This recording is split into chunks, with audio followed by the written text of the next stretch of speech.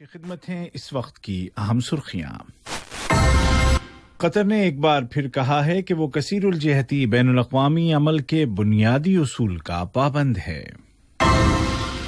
ملک میں کووڈ-19 سے ریکور ہونے والوں کی تعداد تقریباً 1,22,000 تک پہنچ گئی ہے۔ اور سوڈان تم سلامت رہو نامی امدادی کیمپین کے تحت قطر کی جانب سے امدادی طبی ساز و سامان کی نئی کھیپ الخرطوم پہنچ گئی ہے۔ اور اب پیش خدمت ہے آج کا دوسرا مفصل نشریہ۔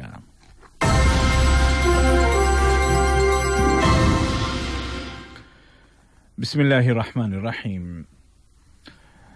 قطر نے ایک بار پھر کہا ہے کہ وہ کثیر الجہتی بین الاقوامی عمل کے بنیادی اصول کا پابند ہے۔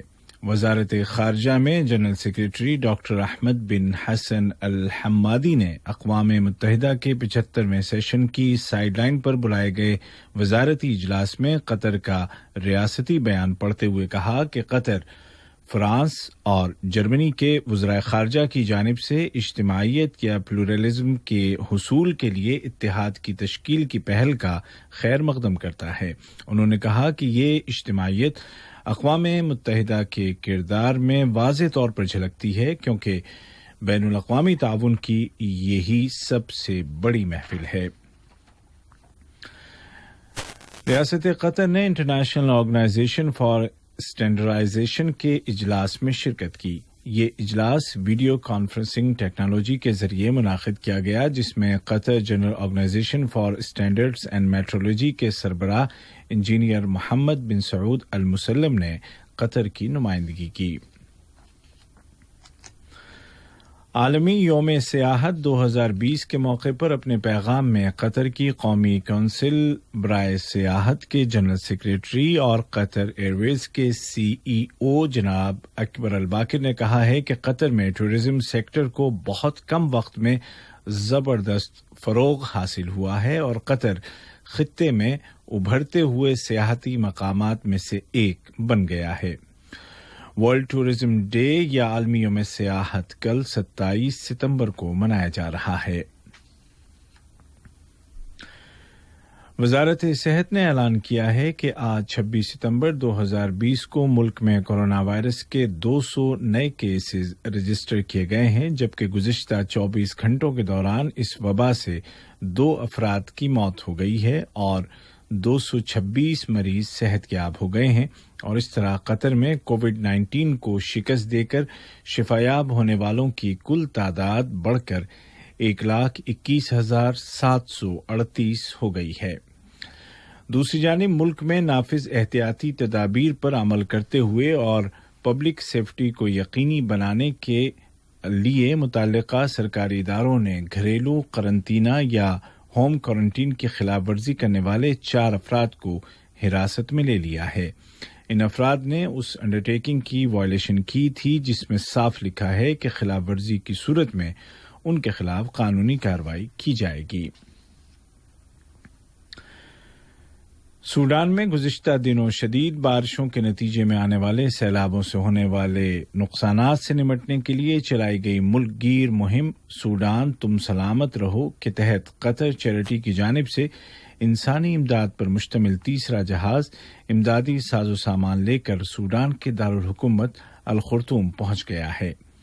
امدادی سامان کی وصولیابی کے لیے سوڈان میں قطر کے سفیر جناب عبدالرحمن بن علی الخبیسی اور سوڈان کے اعلی حکام ایئرپورٹ پر موجود تھے۔ اس موقع پر سوڈان کی وزارت خارجہ میں سیلابوں سے نمٹنے کے لیے بنائی گئی کمیٹی کے صدر سفیر محی الدین سالم نے اس امداد پر قطر کے امیر صاحب السمو شیخ تمیم بن حمد آل ثانی، قطری حکومت اور قطری عوام کا شکریہ ادا کیا۔ لبنان میں نئی حکومت کی تشکیل کا مسئلہ جوں کا توں ہے اور نامزد وزیر اعظم مصطفیٰ ادیب کی جانب سے نئی حکومت بنانے سے معذرت کے بعد یہ سلسلہ اور دراز ہو گیا ہے۔ لبنان میں گزشتہ کئی ہفتوں سے حکومت نہیں بنائی جا سکی ہے اور یکے بعد دیگرے کئی رہنما یہ ذمہ داری اٹھانے سے معذرت کر چکے ہیں، جس کے نتیجے میں ملک کی معیشت کو بالخصوص نقصان پہنچ رہا ہے۔ صدر میشیل عون نے جناب مصطفی ادیب کی معذرت قبول کرنے کا اعلان کرتے ہوئے کہا ہے کہ وہ لبنان کے آئین کے مطابق مناسب کارروائی کریں گے۔ یہ خبریں آپ اردو ریڈیو قطر FM 107 سے سن رہے ہیں۔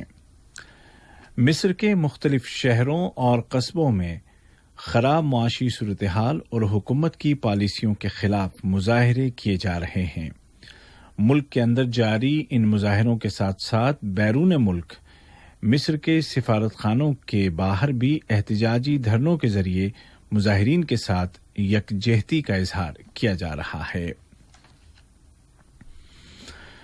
سوڈان کی خود مختار کونسل کے سربراہ جنرل عبدالفتاح البرہان نے زور دے کر کہا ہے کہ امریکہ کی دہشت گرد ملکوں کی فہرست سے سوڈان کا نام نکلوانے کے سنہری موقع سے فائدہ اٹھایا جانا چاہیے۔ انہوں نے کہا کہ اس فہرست سے سوڈان کا نام نکلنے سے سوڈانی عوام کی امنگوں کو پورا کرنے میں مدد ملے گی۔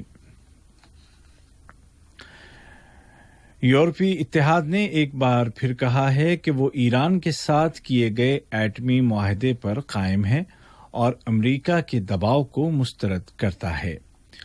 یورپ کے ایک سفارتی ذریعے نے ایک بیان میں امریکہ کی جانب سے ایران پر حال میں لگائی گئی پابندیوں پر عمل درآمد سے انکار کر دیا ہے۔ اور امریکی صدر ڈونلڈ ٹرمپ نے ڈیموکریٹ پارٹی پر ایک بار پھر الزام لگایا ہے کہ وہ آئندہ صدارتی الیکشن میں دھاندلی کے لیے کام کر رہی ہے اور اس ضمن میں ڈاک کے ذریعے ووٹنگ سے فائدہ اٹھا رہی ہے۔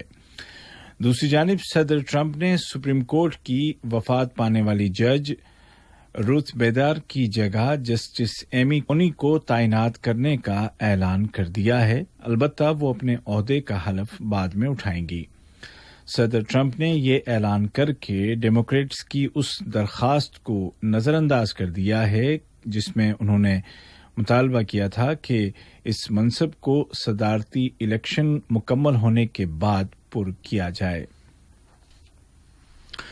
آج کا دوسرا نشریہ ختم ہونے سے قبل اس وقت کی اہم سرخیاں ایک مرتبہ پھر سن لیجیے۔ قطر نے ایک بار پھر کہا ہے کہ وہ کثیر الجہتی بین الاقوامی عمل کے بنیادی اصول کا پابند ہے۔